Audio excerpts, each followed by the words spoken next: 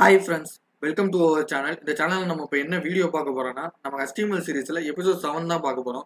இந்த எபிசோட் 7ல் நம்ம ஃபார்மேட்டிங் டேக்ஸை பற்றி தான் பார்க்க போகிறோம். ஃபார்மேட்டிங் டேக்ஸ்னால் என்ன, அதில் என்னென்ன டேக்ஸ் இருக்குது அதுதான் பார்க்க போகிறோம். நம்ம ஆல்ரெடி போட்ட வீடியோஸ் யாராவது பார்க்காம இருந்தீங்கன்னா போய் மறுபடியும் பார்த்துட்டு வந்துருங்க.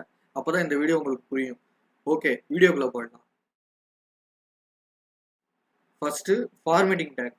ஃபார்மேட்டிங் டேக்னா என்னன்னா, ஒரு வெப்பேஜில் நீங்கள் வந்து ஒரு டெக்ஸ்ட்டை நீங்கள் கொடுக்குறீங்க. அந்த டெக்ஸ்ட் வந்து என்ன டிசைனில் ஷோ ஆகணுன்றதை நீங்கள் ஃபிக்ஸ் பண்ணுவீங்கல்ல, அதுக்கு தான் வந்து ஃபார்மேட்டிங் டேக் யூஸ் பண்ணுவீங்க. அந்த டெக்ஸ்ட்டு வந்து போல்டாக இருக்கணும், இந்த மாதிரி ஸ்டைலாக இருக்கணும், அதெல்லாம் வந்து ஃபார்மேட்டிங் டேக் யூஸ் பண்ணி தான் நீங்கள் பண்ணுவீங்க. நீங்கள் உங்களுக்கு ஒரு டவுட் இருக்கலாம், இதெல்லாம் நான் வந்து சிஎஸ்எஸ் யூஸ் பண்ணியே நான் பண்ணிடுவேனே, இது எதுக்கு தனியாக ஃபார்மேட்டிங் டேக்கு அப்படின்னு கேட்பீங்க. நீங்கள் வந்து எல்லாத்தையுமே சிஎஸ்எஸ்கே போக முடியாது. இப்போ வந்து சிஎஸ்எஸ்லேயே போகாமல் நீங்கள் HTML யூஸ் பண்ணியே நீங்கள் டெக்ஸ்ட்டை ஃபார்மேட் பண்ண முடியும் ஈஸியாக. அது மட்டும் இல்லாமல் சிஎஸ்எஸ் போய் நீங்கள் வந்து அதுக்கு வந்து நீங்கள் ஒரு பேராகிராஃப் டேக்கில் இருக்க ஒரு ஃபுல் கண்டென்ட்டுக்கு வந்து ஸ்டைல் மாற்றணும்னா மாற்றிடலாம். இதே இது ஒன் வேர்டுக்கு ஸ்டைல் மாற்றணும், அதாவது ஒன் வேர்டு மட்டும் அந்த பேராகிராஃபே வேற மாதிரி இருக்கும், வேற ஃபான்ஸில் இருக்கும். ஆனால் ஒரே ஒரு வேர்டு, அந்த பேராகிராஃபில் ஒரே ஒரு வேர்டு மட்டும் உங்களுக்கு போல்டாக தெரியணும், இல்லாட்டி 2-3 வேர்டு மட்டும் போல்டாக தெரியணும். அப்படின்றப்போ உங்களுக்கு இந்த மாதிரி ஃபார்மேட்டிங் டேக்ஸ் யூஸ் ஆகும். அதை வந்து நீங்கள் சிஎஸ்எஸ்ல பண்ண முடியாது. ஏன் பண்ண முடியாதுன்னா, பேராகிராஃப் டேக்கில் வந்து போல்டுன்னு கொடுத்தீங்கன்னா எல்லாமே போல்ட் ஆகிடும். சிஎஸ்எஸ்ல பேராகிராஃபே ஃபுல்லாக தான் போல்ட் ஆகும். அப்போ வந்து நீங்கள் அதுக்கு தனியாக கொடுக்கணும்னா அது ஒரு தனி டேக்குள்ளே கொடுக்கும். அதுக்கு வந்து நம்ம வந்து இந்த மாதிரி ஃபார்மேட் டேக் யூஸ் பண்ணிட்டோம்னா அந்த இடத்துல நம்ம சிஎஸ்எஸ் யூஸ் பண்ண வேண்டிய அவசியம் இருந்திருக்காது. ஸோ அதுக்காக தான் வந்து ஃபார்மேட்டிங் டேக் யூஸ் ஆகுது. சரி, ஓகே, இப்போ வந்து என்னென்ன ஃபார்மேட்டிங் டேக்ஸ் இருக்குன்னு வரிசையாக பார்த்துருவோம். ஓகே, எல்லாருமே நோட் பேடை ஓப்பன் பண்ணிக்கோங்க. நம்ம வந்து இப்போ வந்து நோட் பேடில் தான் எல்லாத்தையும் பார்க்க போகிறோம், எல்லாத்தையும் ஒர்க் அவுட் பண்ணி பார்க்க போகிறோம்.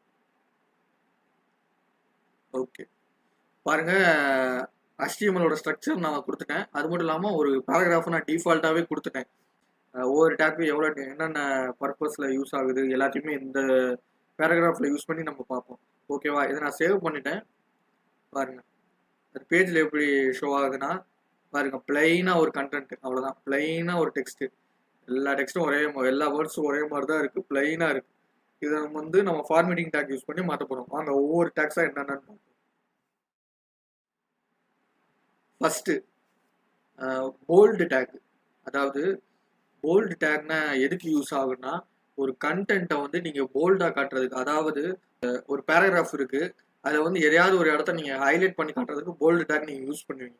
ஓகேவா, ஒரு கண்டென்ட்டை போல்ட் ஆக்குறதுக்கு தான் போல்டு டேக். இப்போ ஓகேவா, இந்த டிஸ்கவுண்ட்டுன்ற வேர்டில் வந்து நம்ம போல்டு டேக் அப்ளை பண்ணிப்போம். போல்டு டேக்னா வேற ஒன்றும் கிடையாது, ஆங்கிள் ப்ராக்கெட்ஸில் வந்து பி கொடுத்துட்டிங்கன்னா போல்டு டேக். அதே மாதிரி இதை வந்து க்ளோஸ் பண்ணிக்கணும். இதை க்ளோஸ் பண்ணலைன்னா இந்த டிஸ்கவுண்ட்டுக்கு அப்புறம் இருக்கிற எல்லா வேர்ட்ஸுமே போல்டாக ஆக வாய்ப்புகள் இருக்குது. அதனால வந்து நீங்கள் இதை கரெக்டாக க்ளோஸ் பண்ணிக்கணும். பார்த்தீங்கன்னா இப்போ வந்து டிஸ்கவுண்ட்டுக்கு மட்டும்தான் நான் போல்டு டேக் கொடுத்துருக்கேன். இப்போ நான் இதை சேவ் பண்ணிக்கிறேன். சேவ் பண்ணிவிட்டு லோட் பண்ணி பார்க்குறேன். லோட் பண்ணி பார்க்கும்போது பாருங்கள், இந்த டிஸ்கவுண்ட்டு மட்டும் போல்டாக தெரியுது, மற்ற எல்லா வேர்ட்ஸும் நார்மலாக நம்ம முன்னாடி பார்த்த மாதிரியே தான் இருக்குது. இந்த டிஸ்கவுண்ட்டுன்ற வேர்டு மட்டும் போல்டாக தெரியுது. ஓகே, அவ்வளோதான், இதுதான் போல்டு டேக்கு.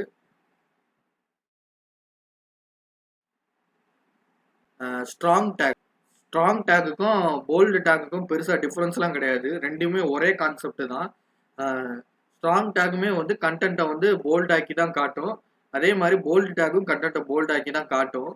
இதில் என்ன டிஃப்ரென்ஸ் அப்படின்னீங்கன்னா, அதில் வந்து டேக்ஸில் என்ன சொல்லியிருப்பாங்கன்னா, ஸ்ட்ராங் டேக்குன்றது அந்த கண்டென்ட்டோட இம்பார்ட்டண்ட்டை காட்டுறதுக்காக, அதாவது ஒரு கண்டென்ட்டுக்கு அந்த சென்டென்ஸ் இருக்குது, அந்த சென்டென்ஸில் வந்து ஒரு இம்பார்ட்டண்ட்டான வேர்ட் இருக்கும்ல, அதை மென்ஷன் பண்ணுறதுக்காக தான் இம்பார்ட்டன்ட் டேக்னு ஸ்ட்ராங் டேக் வந்து யூஸ் ஆகுது. ஆனால் இது வந்து போல்டு டேக் மாதிரி தான் இருக்கும். இப்போ பாருங்களேன், டிஸ்கவுண்ட்டை வந்து நம்ம போல்டு டேக்கில் கொடுத்துருக்கோம், ஆல்ரெடி டிஸ்கவுண்ட்டை போல்டு டேக்கில் கொடுத்துருக்கோம். இப்போ வந்து இந்த ப்ரைஸில் வந்து ஸ்ட்ராங் டேக்கை கொடுப்போம். ஸ்ட்ராங் டேக்னா வேறு ஒன்றும் இல்லை, ஆங்கிள் ப்ராக்கெட்ஸில் ஸ்ட்ராங்குன்னு கொடுக்குறது. அதே மாதிரி இதையும் கரெக்டாக க்ளோஸ் பண்ணிக்கோங்க. எதையுமே நீங்கள் க்ளோஸ் பண்ணாமல் விட்றாதீங்க, க்ளோசிங் டேக் கரெக்டாக கொடுத்துக்கோங்க. ஓகே, இப்போ சேவ் பண்ணியாச்சு. டிஸ்கவுண்ட்டில் போல்டு கொடுத்துருக்கோம், ப்ரைஸில் ஸ்ட்ராங் கொடுத்துருக்கோம். ஆனால் வந்து அவுட்புட்டில் எந்த டிஃப்ரென்ஸும் இருக்காது, ரெண்டுமே ஒரே மாதிரி போல்டாக தான் இருக்கும். ஓகே, இங்கே பார்த்தீங்கன்னா டிஸ்கவுண்ட் போல்டு டேக் கொடுத்துருந்தோம், அதுவுமே போல்டாக தான் ஒரே மாதிரி தான் இருக்குது. அதே மாதிரி பார்த்தீங்கன்னா ப்ரைஸில் வந்து ஸ்ட்ராங் டேக் கொடுத்தோம், அதுவுமே ஒரே மாதிரி தான் இருக்குது. இது ரெண்டுக்குமே பெருசாக எந்த டிஃப்ரென்ஸுமே கிடையாது. ரெண்டுமே ஒரே பர்பஸ்க்காக தான் யூஸ் ஆகுது. இது வந்து டெக்ஸ்ட்டை போல்ட் ஆக்குறதுக்கு மட்டும்தான் யூஸ் ஆகுது. இது வந்து ஸ்ட்ராங்குன்றது அது எதுக்கு சொல்லுவாங்கன்னா இம்பார்ட்டன்ட் டெக்ஸ்ட்டோட இம்பார்ட்டன்ஸை காட்டுறதுக்காக அப்படின்ற மாதிரி சொல்லுவாங்க, அவ்வளோதான். ஆனால் ரெண்டுமே ஒரே மாதிரி தான் இருக்கும். ஸ்டைல்ஸ் வந்து ரெண்டுமே ஒரே மாதிரி தான் இருக்கும். ஓகே, அடுத்த டேக்கு இட்டாலிக் டேக். இட்டாலிக் டேக் வந்து என்னன்னா நம்ம ஸ்டைல் வந்து கொஞ்சம் டிஃப்ரெண்ட் ஆகும். நம்ம ஃபாண்ட் ஸ்டைல் வந்து கொஞ்சம் டிஃப்ரெண்ட் ஆகும். அது மட்டும் இல்லாமல் ஃபாண்ட் வந்து கொஞ்சம் ஸ்லாண்டிங்காக கொஞ்சம் சைடாக சாஞ்ச மாதிரி இருக்கும். அதான் வந்து இட்டாலிக் டேக். ஓகே, இப்போ போல்டு டேக் எடுத்துருவோம். போல்டு டேக் பி இருக்கிற இடத்துல ஐ கொடுப்போம். இட்டாலிக் டேக்கு வந்து ஆங்கிள் ப்ராக்கெட்ஸ்குள்ள ஐ தான் கொடுக்கணும். நம்ம இந்த ஸ்ட்ராங் டேக்கை எடுத்து விட்டுருவோம். ஸ்ட்ராங் டேக்கை எடுத்து விட்டுருவோம். எடுத்து விட்டுட்டு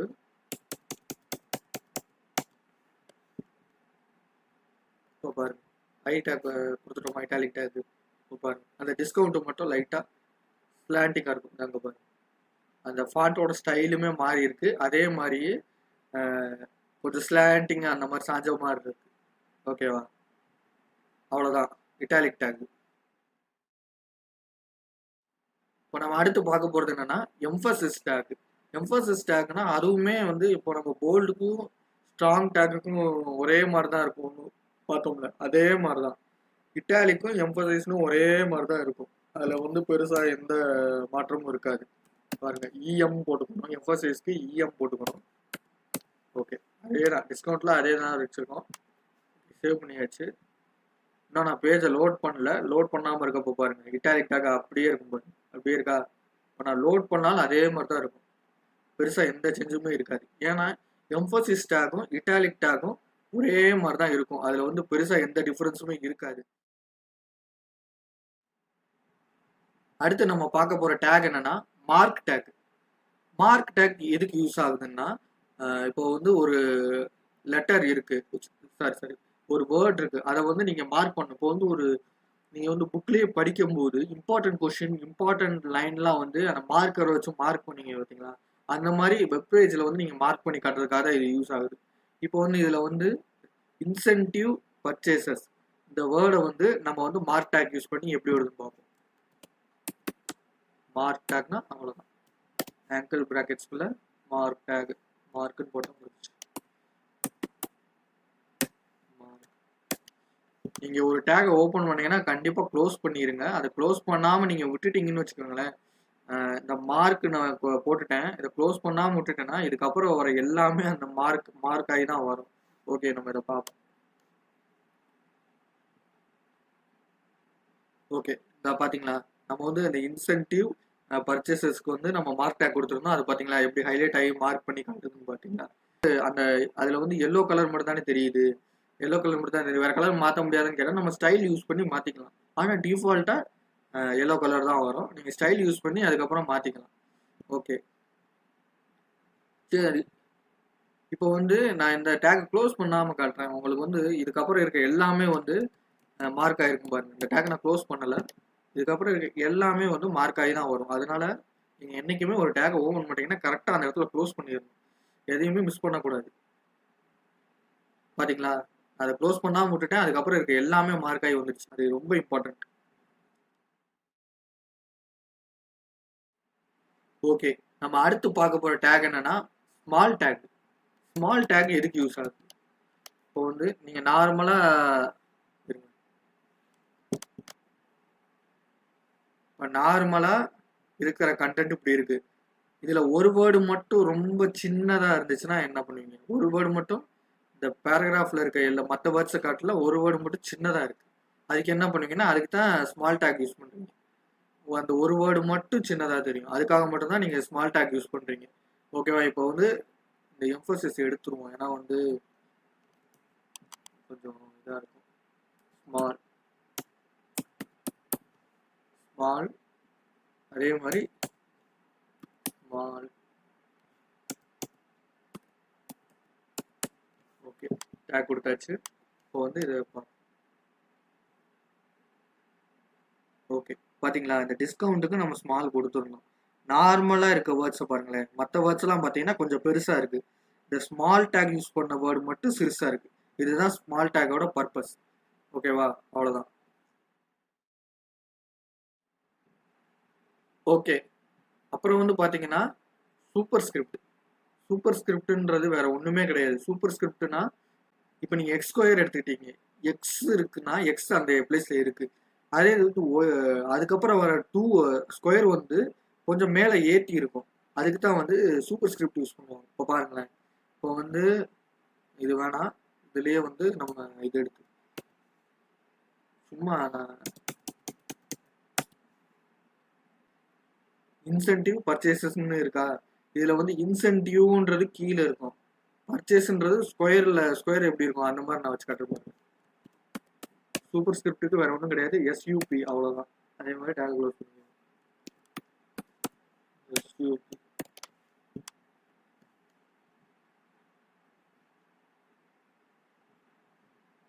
ஓகேவா? பாத்தீங்களா?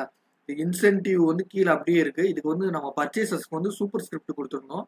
அது பாத்தீங்களா கொஞ்சம் அந்த நார்மலா இருக்கிற வேர்டோட கொஞ்சம் ஹைட்ல இருக்கு பர்ச்சேஸ்ன்றது. அதுதான் வந்து சூப்பர் ஸ்கிரிப்ட் யூஸ் பண்றோம். இது எதுக்கு நம்ம யூஸ் பண்ணோம்னா இந்த ஸ்கொயரு, இந்த கியூப், இந்த மாதிரி வேல்யூஸ், அதாவது வந்து இப்போ பாருங்களேன், நான் அதை டேரக்டாகவே பண்ணி காமிக்கிறேன். வந்து டேரக்டாகவே நான் பண்ணி காமிக்கிறேன்.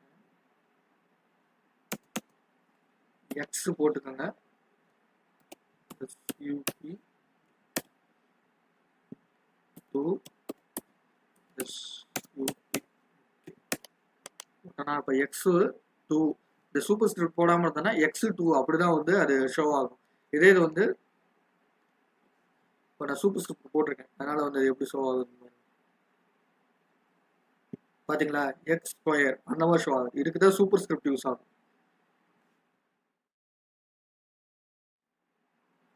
ஓகே, நம்ம அடுத்து பார்க்க போறது என்னன்னா சப்ஸ்கிரிப்ட். சப்ஸ்கிரிப்ட் எதுக்கு யூஸ் ஆகுதுன்னா, இப்போ வந்து இந்த எக்ஸோட டூ வந்து கொஞ்சம் மேலே தெரியறதுக்காக சூப்பர் ஸ்கிரிப்ட் யூஸ் பண்றோம், ஹைட்ல இருக்கிறதுக்காக சூப்பர் ஸ்கிரிப்ட் யூஸ் பண்றோம். ஆனா எக்ஸோட ஹைட்ல கீழே இருக்கணும், அதாவது நீங்க கெமிக்கல் ஃபார்முலாஸ் எல்லாம் யூஸ் பண்ணிருப்பீங்களா? அது உங்களுக்கு தெரியுமா? சிஹெச் டூ அதெல்லாம் வந்து சிஹெச்க்கு கீழே தான் அந்த டூ, அந்த மாதிரி அந்த கெமிக்கல் ஃபார்முலாலாம் அந்த மாதிரி தான் வரும். அந்த மாதிரி கெமிக்கல் ஃபார்முலாஸ்லாம் நீங்கள் யூஸ் பண்ணுறப்போ வந்து இந்த சப்ஸ்கிரிப்ட் யூஸ் பண்ணுவீங்க. இப்போ பாருங்க, ஒன்றும் கிடையாது. சூப்பர் ஸ்கிரிப்டுக்கு எஸ்யூபி, சப்ஸ்கிரிப்டுக்கு எஸ்யூபி, அவ்வளோதான், வேற ஒன்றும் கிடையாது. அவ்வளோதான். இப்போ வந்து இந்த டூ வந்து எக்ஸுக்கு கீழே இருக்கும், அவ்வளோதான். இப்போ பார்த்தீங்களா, இந்த டூ வந்து எக்ஸுக்கு கீழே இருக்கு. முன்னாடி வந்து சூப்பர் ஸ்கிரிப்ட்ல எக்ஸுக்கு மேலே இருந்துச்சு, இப்போ எக்ஸுக்கு கீழே இருக்கு. இதுதான் சப்ஸ்கிரிப்ட். இப்போ வந்து பார்த்துக்கிட்டிங்கன்னா நம்ம டெலீட் பார்க்க போகிறோம். டெலீட்னா வேறு எதுவும் கிடையாது. இப்போ வந்து ஒரு இடத்துல வந்து இந்த பேராகிராஃபில் ஏதாவது ஒரு இடத்த வந்து ஸ்ட்ரைக் அவுட் பண்ணோம்னா நீங்கள் டெலீட் யூஸ் பண்ணிக்கலாம். இந்த பேராகிராஃபில் இருக்க எதையுமே அது ஹைட் பண்ணாது, அது வந்து ஸ்ட்ரைக் பண்ணிக்கிறோம், அதை அடிச்சிரும், அந்த இடத்த அடிச்சு காட்டின மாதிரி காட்டும். இப்போ வந்து இந்த கிளியரில் வந்து டெலீட் யூஸ் பண்ணுறேன், டிஇ சாரி ஆங்கிள் பிரேக் போகிறோம், டிஎல், அதே மாதிரி க்ளோஸ் பண்ணிக்கிறேன், டிஇஎல். ஓகே, க்ளோஸ் பண்ணிட்டேன். க்ளோஸ் பண்ணிட்டேன்னா இப்போ சேவ் பண்ணிட்டு பார்க்குறேன். அந்த கிளியர்ன்ற இடம் மட்டும் இந்த மாதிரி ஸ்ட்ரைக் அவுட் பண்ணியிருக்கு பார்த்தீங்களா, இந்த மாதிரி ஒரு இதுதான் டெலீட்டு. டெலீட்னா வந்து அந்த வேர்டெல்லாம் ஹைட்லாம் பண்ணாது, அதை வந்து ஒரு ஸ்ட்ரைக் அவுட் பண்ணிடும், அவ்வளோதான், வேற ஒன்றும் கிடையாது டெலீட்டு. இது வந்து நம்ம எதுக்கு யூஸ் பண்ணுறோம்னா, இந்த மாதிரி நீங்கள் வந்து ஃப்ளிப்கார்ட்டு, அமேசான் இந்த மாதிரி வெப்சைட்லாம் பார்த்துருப்பீங்க. ஒரு ப்ராடக்ட் போட்டிருக்காங்கன்னா அந்த ப்ராடக்டோட ப்ரைஸை போட்டு அதை அடிச்சுட்டு ஆஃபர்ன்ற பேரில் இன்னும் கம்மியாக போட்டிருப்பாங்க, அந்த மாதிரிலாம் இருக்கும். அந்த மாதிரி இடத்துக்கு இதெல்லாம் யூஸ் பண்ணுவாங்க.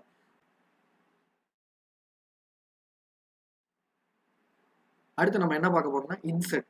இன்செர்ட் எதுக்கு யூஸ் பண்ணணும்னா, ஒரு வேர்டை இன்செர்ட் பண்ணுமா அதெல்லாம் கிடையாது. ஆல்ரெடி இருக்கிற வேர்டை வந்து நம்ம அதில் வந்து காட்டிக்கலாம். அதாவது ஆல்ரெடி இருக்கிற வேர்டை வந்து நம்ம வந்து அதில் வந்து அண்டர்லைன் மாதிரி பண்ணி காட்டிக்கலாம்.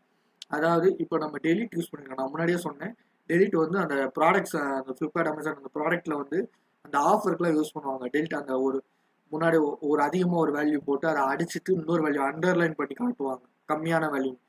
அடிக்கிறதுக்கு டெலிட் யூஸ் பண்ணுவாங்க. அதை வந்து அண்டர்லைன் பண்ணி காட்டுறதுக்கு வந்து இன்சர்ட் யூஸ் பண்ணுவாங்க. Sorry, insert.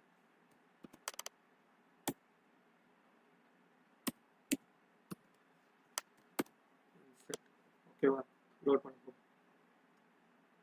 இப்போ பாருங்க, அவுட்டுக்கு வந்து ஒரு அண்டர்லைன் பண்ணி காட்டிடுச்சு. இப்போ வந்து இதை வந்து உங்களுக்கு இப்படி சொன்னா புரியும்னு நினைக்கிறேன். இதே மாதிரி இன்னொரு பேராகிராஃப் டேக் ஓபன் பண்ணிக்கிறேன்.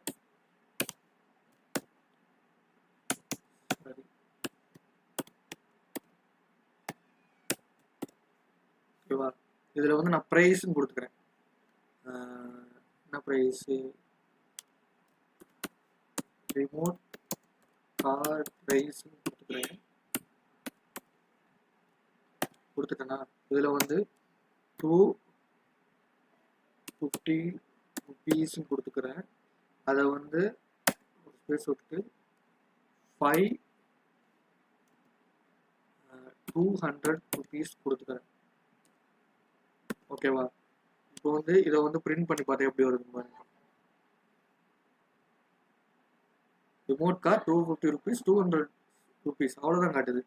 இது வந்து ஆஃபரில் இருக்கவங்க என்ன பண்ணுவாங்க, இந்த 250 rupees அடிச்சுட்டு 200 rupees ஹைலைட் பண்ணி காட்டுவாங்க. அதானே ஆஃபர் பண்ணுறப்ப காட்டுவாங்க, அப்படிதானே காட்டுவாங்க. இப்போ வந்து இதுக்கு வந்து என்ன பண்ணுவோம்னா, இதில் வந்து டெலிட் கொடுத்துருங்க.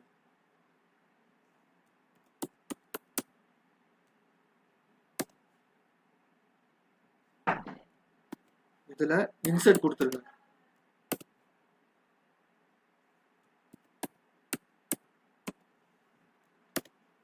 ஓகே, இப்போ போய் பாருங்க. பார்த்தீங்களா, இந்த இதை வந்து 250 rupees அடிச்சுட்டு 200 rupees அப்படின்னு ஹைலைட் பண்ணி காட்டுது. இதுக்கு தான் இன்சர்ட் யூஸ் பண்ணுது. ஓகே, அவ்வளோதான் ஃபார்மேட்டிங் டேக்ஸ். நமக்கு நெக்ஸ்ட் வீடியோவில் பார்ப்போம். இந்த வீடியோ உங்களுக்கு பிடிச்சிருந்துச்சுன்னா லைக் பண்ணுங்கள், ஷேர் பண்ணுங்கள், சப்ஸ்கிரைப் பண்ணுங்கள். பாய்.